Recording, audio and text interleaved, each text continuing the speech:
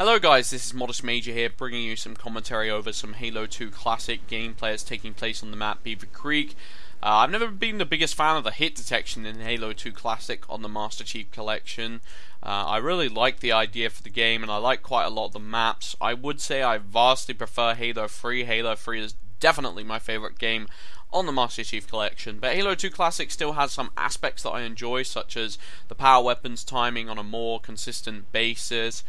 Some of the maps are just great. You know, you've got the best version of Midship known to man, probably the best version of Beaver Creek, I would say, and it did a lot of things right. There's a lot of nice balance to the game, and a lack of BS on a regular basis, and BR fights feel pretty satisfying to engage in. I will say, as much as I like Halo 3, I don't actually love the BR fights too much. I love like the sniper rifle and the maps, but the BR isn't my favourite aspect due to the projectile and just the time to kill with the BR. It takes a really long time to actually finish a battle rifle fight, and it feels like when you're getting 2v1, the chances of you outplaying both of them are next to none. You kind of have to play more defensive as a result. In my experience, I've noticed that anyway. Unless the other people just completely fail with the projectile and can't land a single shot, which, to be fair, does happen on a fairly regular basis.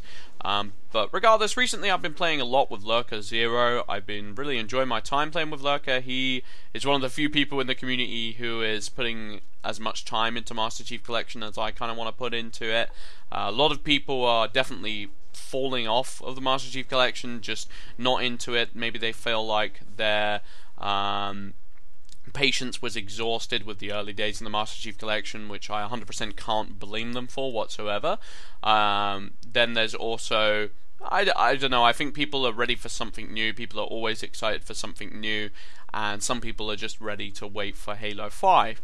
And Master Chief Collection I would describe as a really good filler game, but I don't think it's much more than that. Unfortunately, it's still somewhat of a roulette in terms of a match-by-match basis. It's definitely the percentage chances of getting a good game have raised extremely in our favour, you know, in comparison to launch.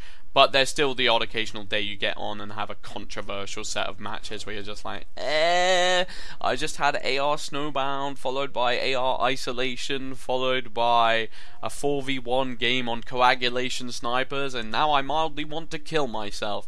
And you have to be prepared for that. You have to go into this game with a very positive mindset, and if you do, the game will reward you and you can reap the benefits, but you know, you got to be patient and you've got to take your time. But that's not what I wanted to talk about. I've been talking a lot about Master Chief Collection as of recently, and I kind of want to steer the conversation away, although it's on a fairly similar topic, and that's regarding the idea of the games that are coming out in this current day and age, and how people are feeling rather cynical about modern AAA titles. And I've heard a number of people pretty much say in a manner of words that they feel like gaming, or a particular genre in gaming, is falling off. How there's just been so many titles that have released on a blockbuster basis that just are rather cynical cash-ins that don't necessarily treat the franchise with as much respect as they perhaps deserve, and they don't treat the customers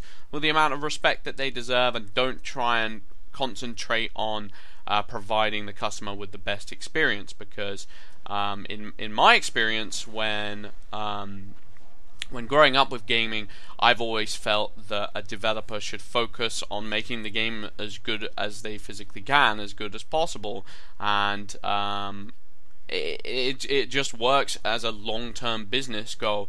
And I think what's worrying recently is that a lot of these developers are focused on the short term, in trying to bleed us for as much money as possible in a very short space of time, in the hopes that we won't get too angry, in the hopes that they can kind of push our buttons a little bit and see what they can get away with. That's personally how I feel Destiny is ran for the most part. I personally feel like Call of Duty kind of takes elements of that, but it's more just a lazy development cycle where it's more about you know, how little cash can they get away with putting into it. The engine just remains the same year in, year out.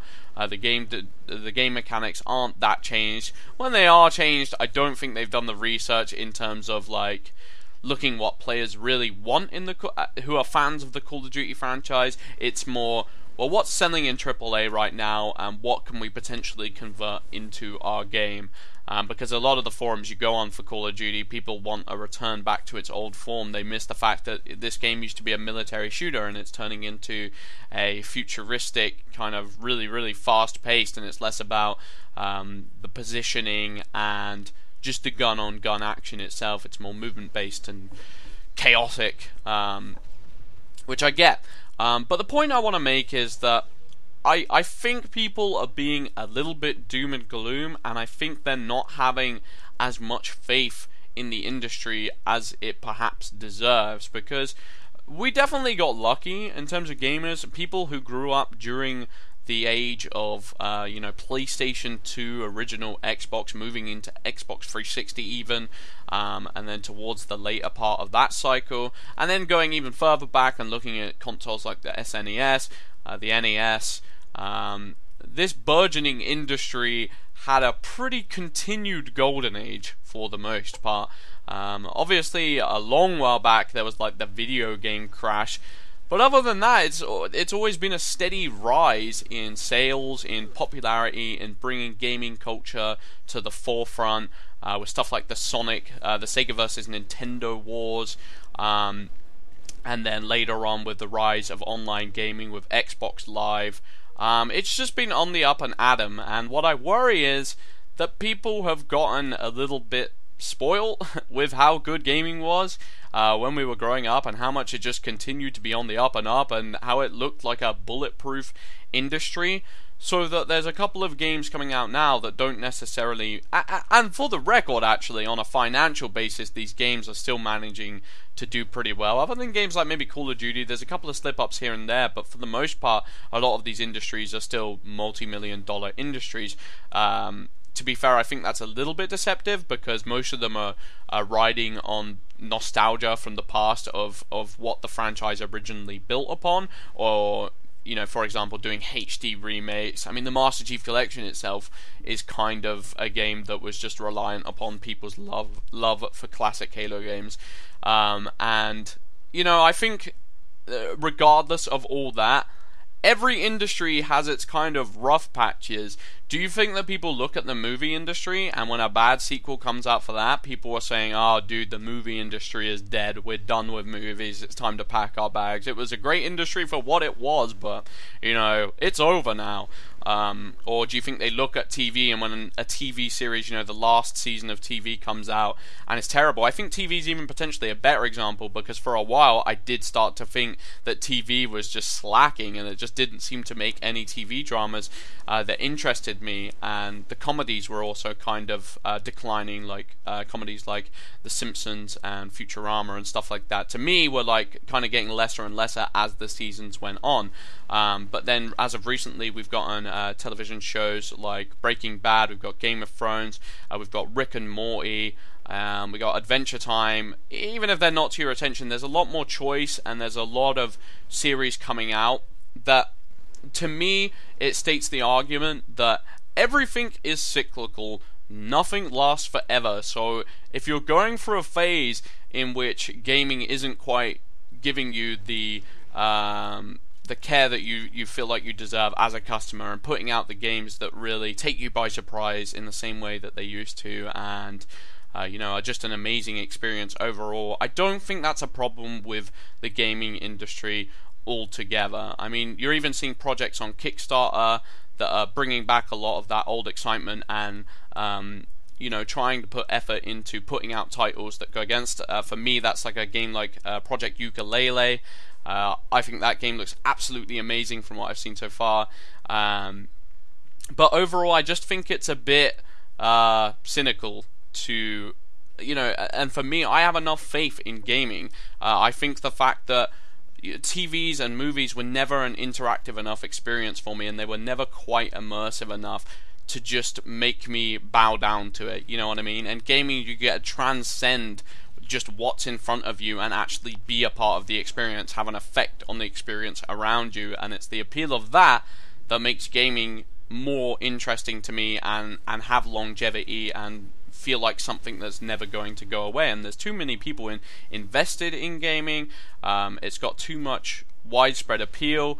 It's become its own culture, and I just think it's mind-boggling to think that because we've had 2 years or 2 or 3 years of potentially disappointing games and a shaky start to a console cycle, that means that gaming is now dead or something like that, because I just don't think that's fair at all. I think it's a little bit melodramatic, and usually when these kind of experiences happen where stuff starts to disappoint people a little bit more is where a lot of people are growing up. You know, people who will be like 16 years old now will take a really cynical approach to this and say, you know what, like, I want to do better. I'm so frustrated with what the gaming industry is putting out right now that I'm gonna put my time into learning how to game design and doing a better job of it, putting a better spin on it, and making it less cynical and less cash grabby.